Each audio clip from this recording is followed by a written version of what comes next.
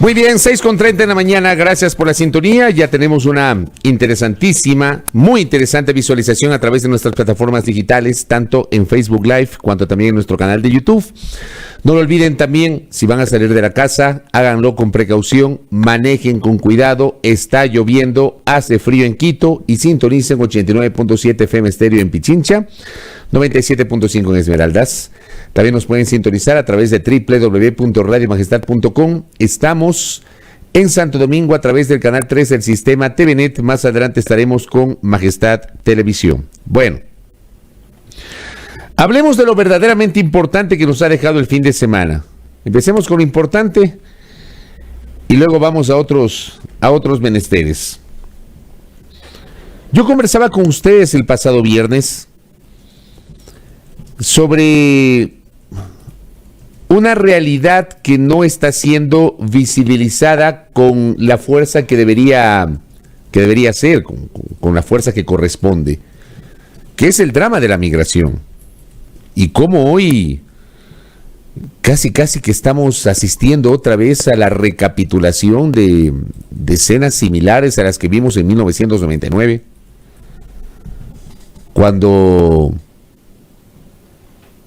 hubo la gran migración de ecuatorianos en medio de la gravísima crisis financiera que desembocó en la caída de buena parte del sistema financiero ecuatoriano, y que meses después, en una medida de desesperación que no fue planificada,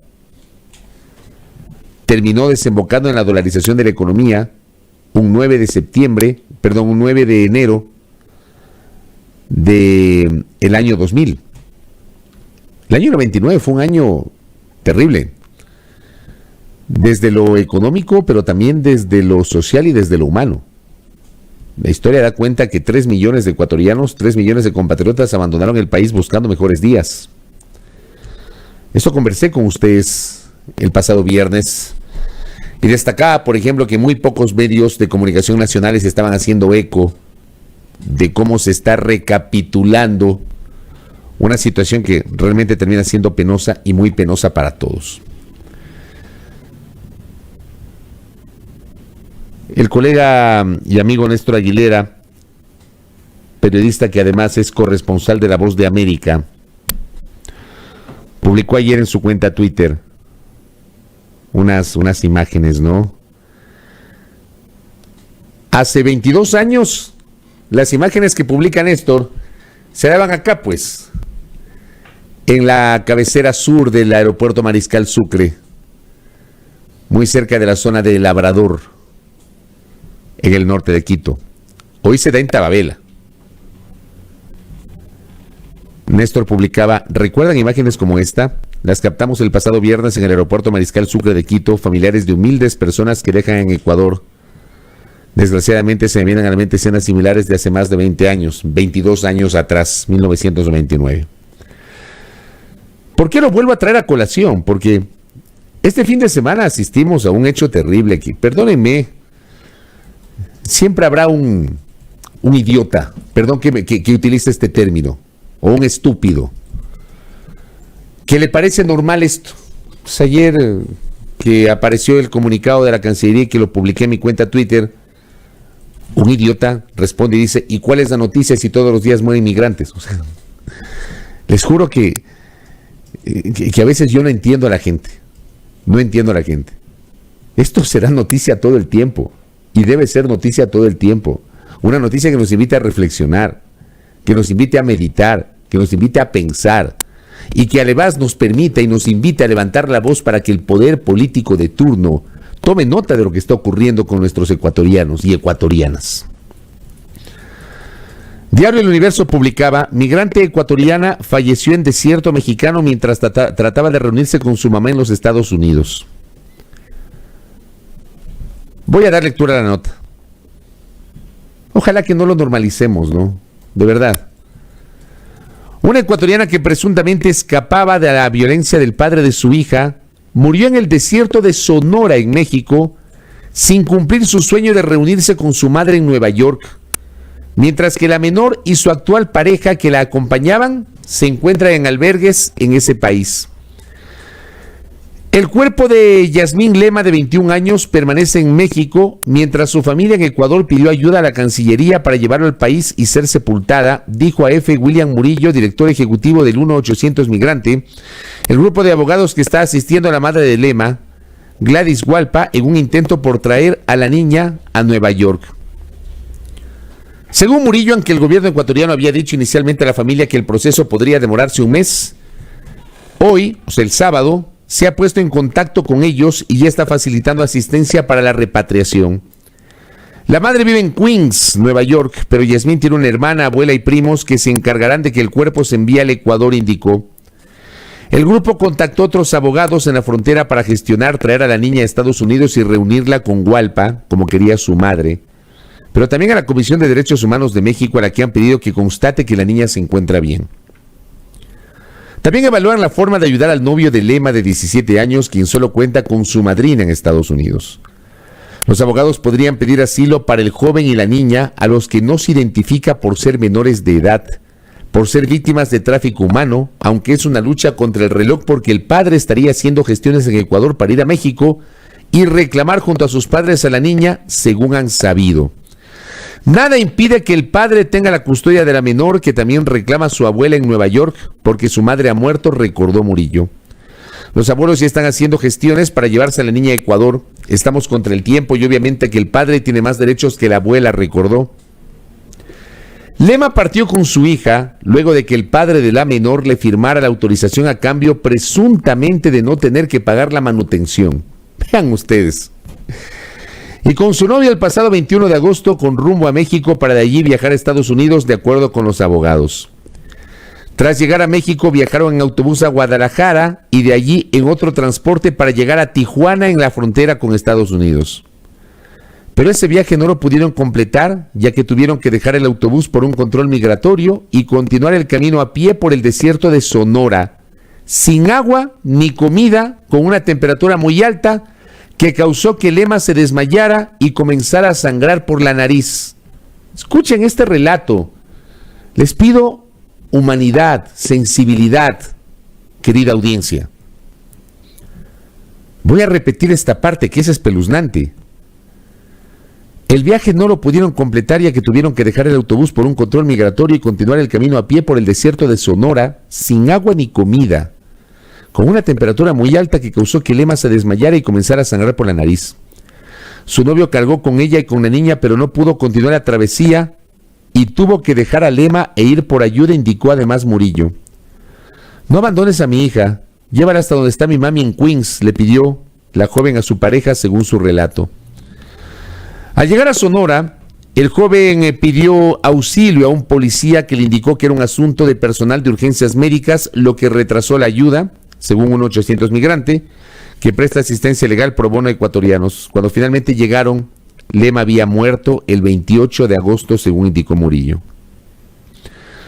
La niña fue atendida por médicos para conocer de la condición de su salud.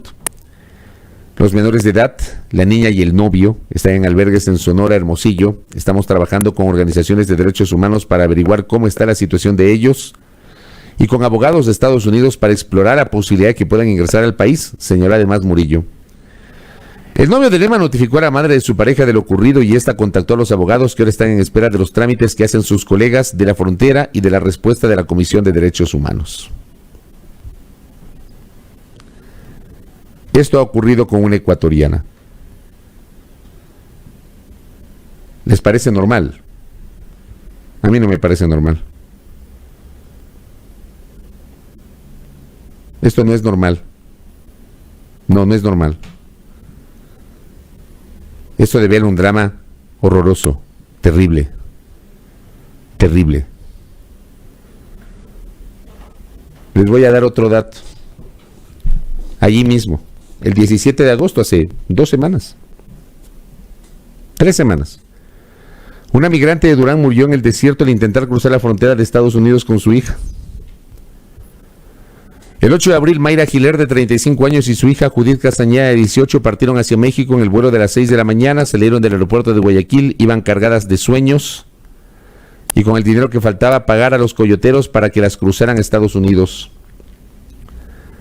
Tras 4 meses encerradas en una bodega de la zona limítrofe del Paso, Finalmente se lanzaron a la aventura el 5 de agosto.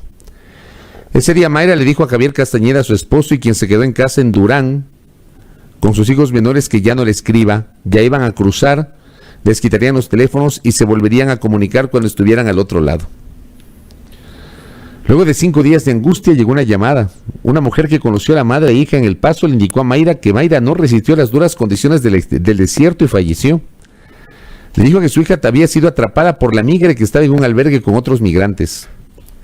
Javier explica que Judith, quien cumplió la mayoría de edad en las bodegas, al ver a su madre desmayada, decidió pedir ayuda en una casa que se veía desde el desierto, pues los coyotes y el resto del grupo continuaron la caminata. Así fue como rescató el cuerpo de su esposa. La joven contó a su padre que los coyotes les habían dicho que la caminata era de 7 horas, pero realmente caminaron 12 y que su madre se sentía muy mal. Tuvo insolación, dolor de cabeza, empezó a convulsionar y le dio un infarto.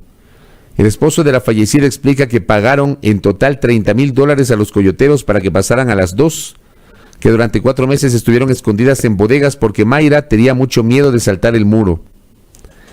Algunas mujeres habían muerto por la caída, se han quebrado la espalda y otras perdieron las piernas. Ella prefirió caminar en el desierto, no pensó que sería tan duro, explicó el viudo, quien acudió al Ministerio de Relaciones Exteriores para pedir ayuda para repatriar el cuerpo de la madre de los hijos, pues el servicio a él le costaría $15,000. Y aquí mismo aparecen otras notas. Joven Azuayo de 21 años llegó a Estados Unidos luego de 7 intentos por cruzar muro fronterizo con coyoteros. Migrantes azuayos fallecieron en frontera entre Estados Unidos y México. ¿Les parece normal esto? Algunos. Tengamos un poquito de humanidad. Y vamos a lo de fondo. Vamos a lo de fondo. Este es el resultado, evidentemente, de lo que está pasando en el Ecuador. Lo de fondo es eso. La crisis económica, la falta de oportunidades, la falta de empleo, gente que se ha quedado sin trabajo, gente que no ha tenido la posibilidad de una nueva oportunidad laboral, gente que no tiene plata para poder parar la olla y llevar un alimento al final del día a su casa. Eso es lo de fondo. Y por eso hay ecuatorianos, vean, igualmente ayer leí que alguien decía que con la plata que les pagan a los coyoteros podrían salir adelante. Eso es no conocer la realidad. ¿Saben qué hacen los migrantes? Se endeudan al chulco, o hipotecan su vivienda a los coyoteros, o venden sus propiedades para tener plata y darles a los coyoteros. No es que tienen la plata guardada, pues. No es que tienen una caja fuerte o en el banco tienen $15,000, $20,000, $25,000, $30,000 ahí a la mano disponibles para pagar a los coyoteros. Es gente que no tiene y que hace lo imposible para reunir dinero, pidiendo prestado, endeudándose al chulco, hipotecando sus bienes. Como no tienen recursos, como no tienen trabajo, no tienen dinero. Como no tienen trabajo, además, no son sujetos de crédito. Como no son sujetos de crédito, no pueden acceder al sistema financiero nacional. Por ende, no pueden pedir un crédito. Como no pueden pedir un crédito, les corresponde o les toca endeudarse al chulco, con esos intereses altísimos. O vender su casa, o hipotecar su casa, o vender sus enseres para poder viajar. Para poder viajar.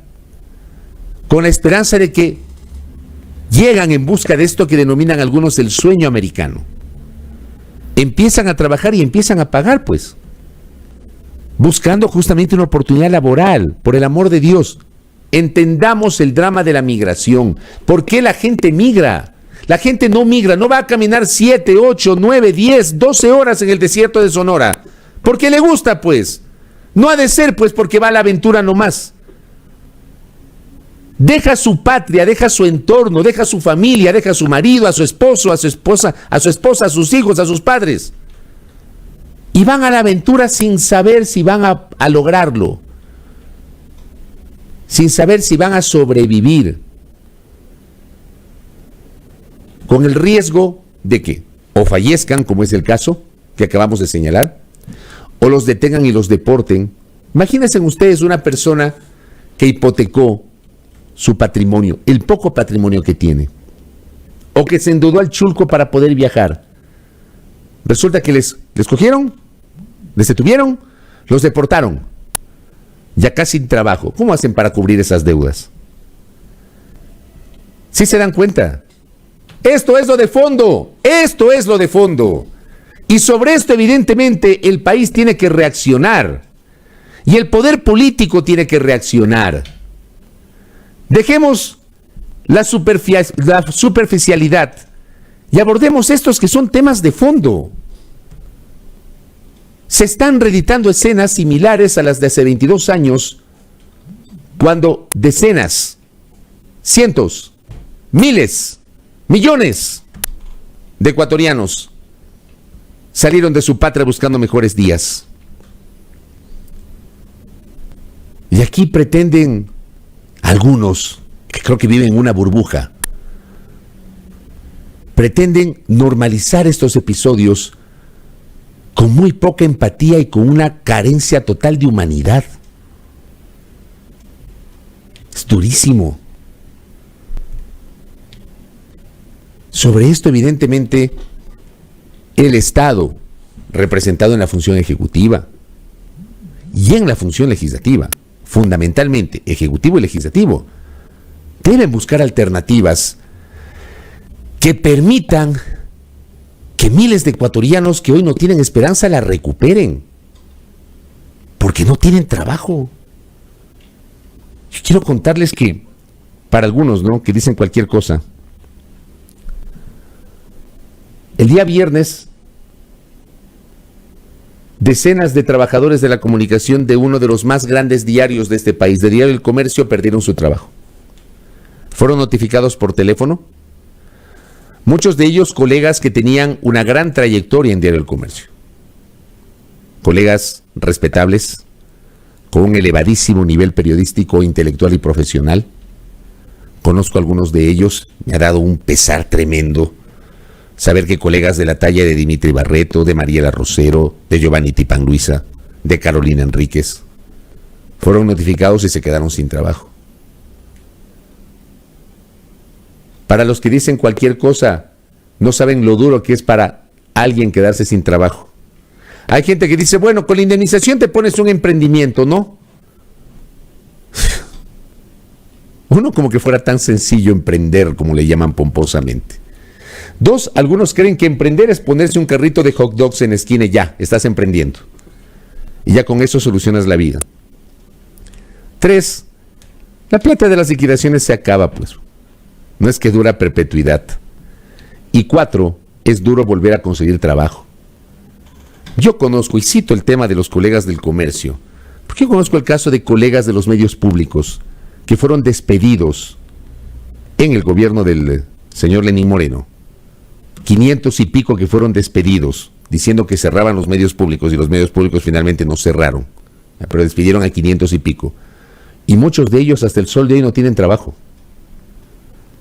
Despedidos el año pasado, en medio de la pandemia. Muchos de ellos hasta hoy no tienen trabajo. Yo conversé con uno de los mencionados colegas hace poco, 1 año sin trabajo. 1 año. 1 año. ¿Ustedes creen que alguien puede sobrevivir sin trabajo durante 1 año? Claro, pero para algunos eso es normal. Lo normalizan con una total falta de humanidad. Y claro, como me dice Cris, que le envío un abrazo, en medio del discurso, ¿no?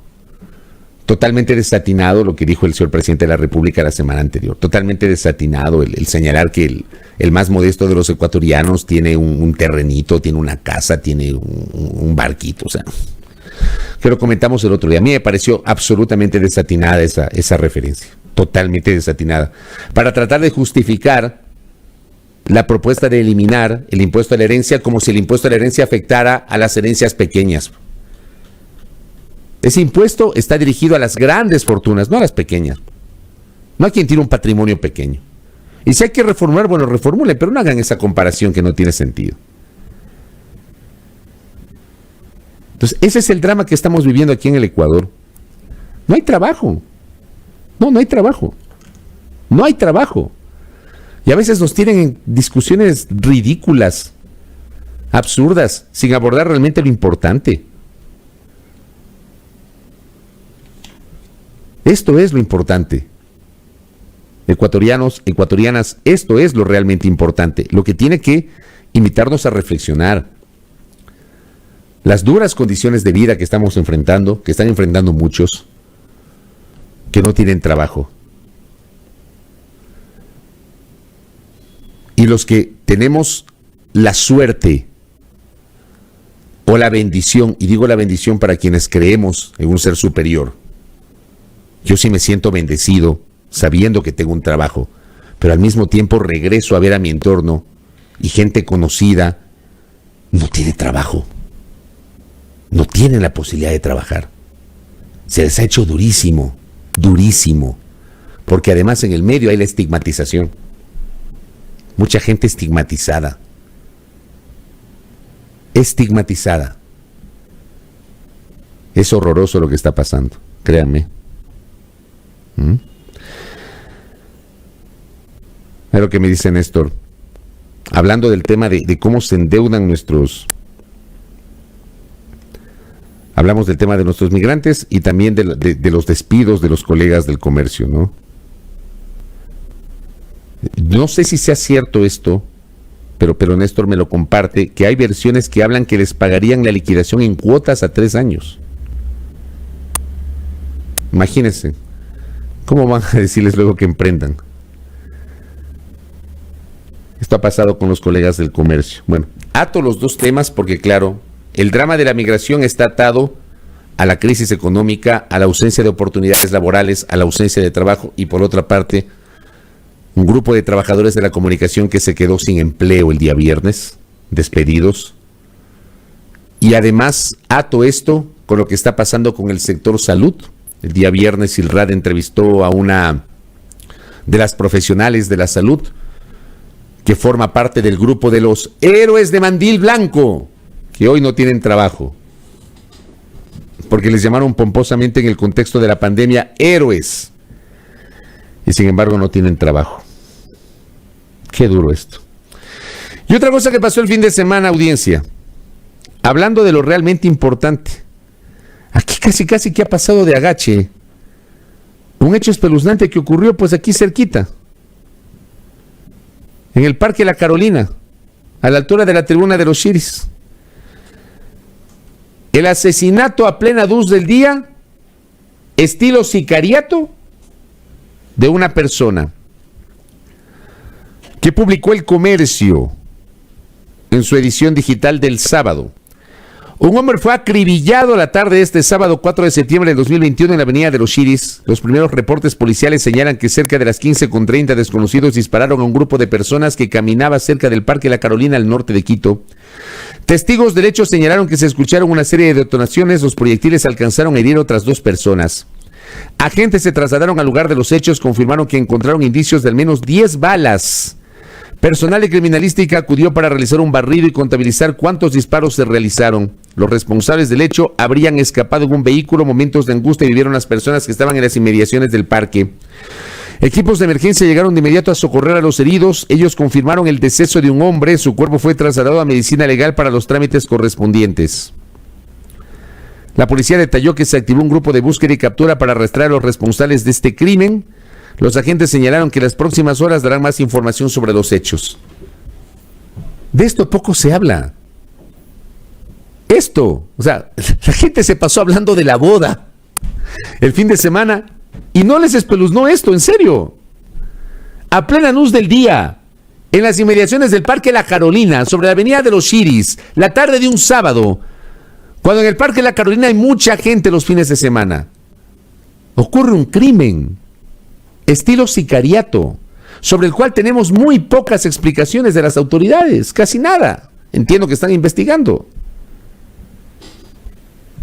No normalicemos este tipo de cosas y dejemos la frivolidad.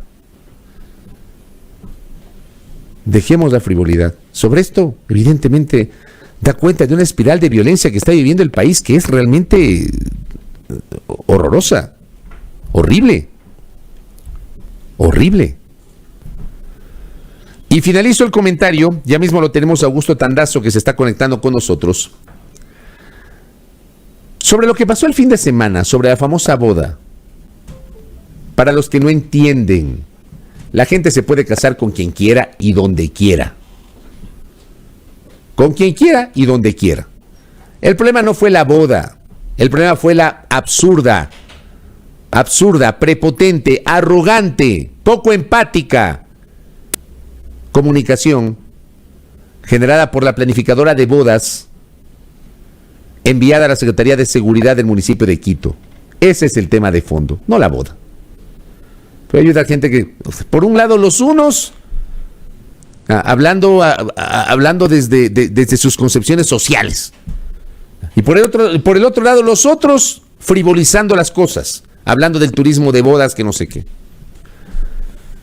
Vean, a mí en lo personal me importa un pepino que se casen con quien quieran. A mí no me interesa eso. Y que se casen donde quieran. Y que hagan las bodas que quieran y las fiestas que quieran. Yo voy a lo de fondo. Lo de fondo para mí es la carta. Es la carta que pretendió ocultar bajo la alfombra una realidad social que encontramos en el centro histórico de Quito. Para mí eso es lo de fondo. Pero aquí se frivoliza todo. Es el Ecuador. Ese es el Ecuador que tenemos. 6 de la mañana con 57 minutos. Voy a cerrar el comentario. Ya mismo Augusto Tandazo acá para conversar con nosotros.